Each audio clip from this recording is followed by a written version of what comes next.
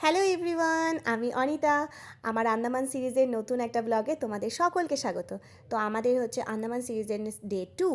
তো আজকে আমরা ভেবেছি হচ্ছে পোর্ট ব্লেয়ার থেকে যাব হচ্ছে রস আইল্যান্ড আর নর্থ বে আইল্যান্ড। তো তার জন্য সকালে ঘুম থেকে উঠে দেখলাম একটু মেঘলা মেঘলা আছে, তো কোনো ব্যাপার না, আমরা রেডি হয়ে ব্রেকফাস্ট সেরে বেরিয়ে পড়লাম তার রস আইল্যান্ডের উদ্দেশ্যে। তো সেখানে যাওয়ার জন্য কিন্তু বলে রাখছি, আগের থেকে কোনো টিকিট বুকিং করতে হয় না, ফেরি টিকিট করতে হয় না, সেখানে গিয়েই পৌঁছে গিয়েই করা যায়। তো আমরা পৌঁছে গেলাম, পৌঁছে গিয়ে হচ্ছে টিকিটটা বুকিং করছে আমাদের হাজব্যান্ডরা, মানে আমার বোনের হাজব্যান্ড।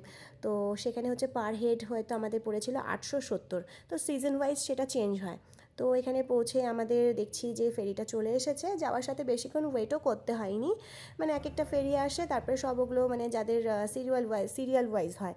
তো এখানে আমাদের ফেরিটা চলে এসেছিলো। ফেরিটা অনেক বড় ছিল, স্পিড বোট না। তো আমাদের এই ফেরি করে পৌঁছাতে সময় লেগেছিল হচ্ছে কতক্ষণ, আধা ঘন্টা হয়তো লেগেছে। আর কিভাবে চলে গেছে আধা ঘন্টা আমি ঠিক বুঝতেও পারিনি, মানে খুব ভালোভাবে চলে গেছে। আর আমার খুব মজা লাগছিল। তো আমরা যাই হোক চলে আসলাম হচ্ছে রস আইল্যান্ড, যার এখন বর্তমান নাম হলো নেতাজি সুভাষচন্দ্র বসু দ্বীপ, যেটা 18 সালের নামকরণ হয়েছে। তার আগে সেটা রস আইল্যান্ডই ছিল। তো এই যে যাওয়ার সাথে সাথে এই জাপানিজ বাংকার, তারপরে এটা কিন্তু আগে ছিল ইংরেজদের সদর দপ্তর, যেখানে ইংরেজরা থেকে কাজকর্ম করতো।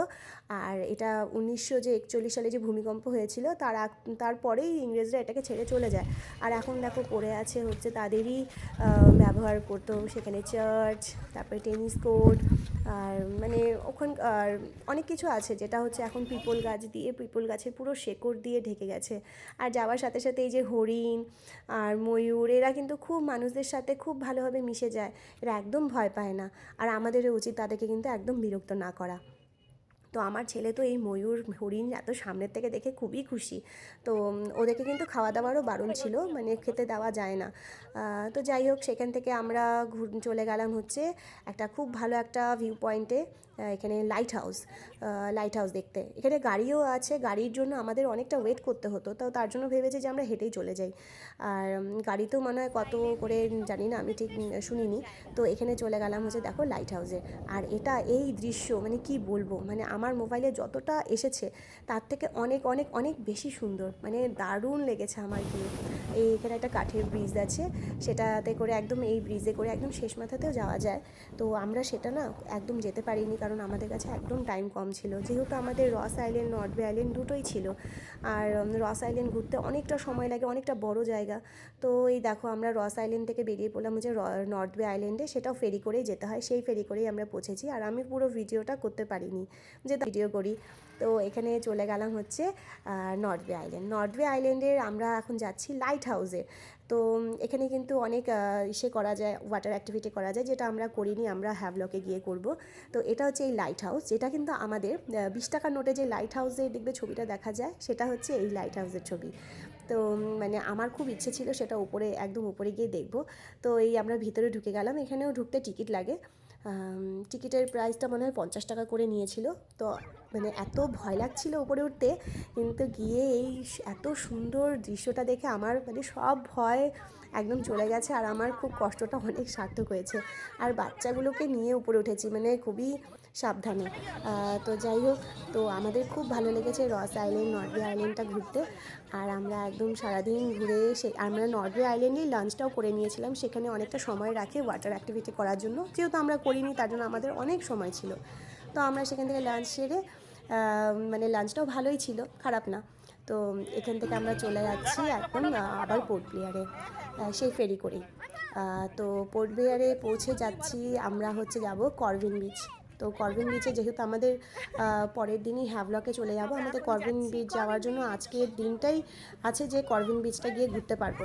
তবে মনে হয়নি, মানে আমরা ভেবেছি দিন থাকতে থাকতেই পৌঁছাবো, আলো থাকতেই, কিন্তু পৌঁছাতে পারিনি, আমাদের হোটেলের থেকে অনেকটা দূরে।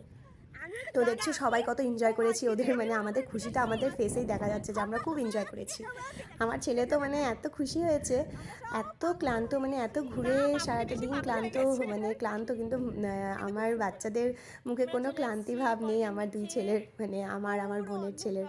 তো এখানে দেখো করভিন বিচে পৌঁছে গিয়ে সারাটা দিন যেহেতু আমরা লাঞ্চ অনেক আগে করেছি, তো আমরা গিয়ে আগে ফার্স্টে একটু চা খেলাম, বাচ্চারা পকোড়া খেলো, আমরাও খেলাম। আর এখন তো বিচটার আশেপাশে কিছু তেমন একটা দেখাও যাচ্ছে না যেহেতু অন্ধকার হয়ে গেছে। তবে কি বলো তো, বিকালবেলায় এই সমুদ্রের যে আওয়াজটা সেটাই আমার খুব ভালো লাগে। তো এখানে দেখছো এই যে পমফ্রেট মাছটা নিয়েছিলাম একটা, তো সেটা খুব টেস্টি। আর এখানকার একটা লোকাল মাছ, এই একদম বড় বড় সাইজের, মানে যেটাকে কিংফিশ বলা হয়, সেটা একটা পকোড়া করে দিয়েছে। মানে খেতেও খুব ভালো, একদম মানে চিকেন পকোড়ার মতন লাগছিল খেতে।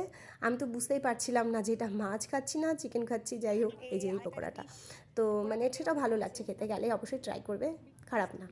তো আমরা সেটা খেয়ে অনেকক্ষণ ওখানে ছিলাম। তো কিন্তু সারাটা দিন যেহেতু অনেক ঘুরেছি, তো সবাই আমরা অনেকটা ক্লান্ত হয়ে গেছি। আবার এখান থেকে যাব হচ্ছে এই আরেক জায়গায়, হচ্ছে 1943 ফ্ল্যাগ পয়েন্টের ওখানে, তো সেটাও হচ্ছে আমরা আজকেই ঘুরে নেব।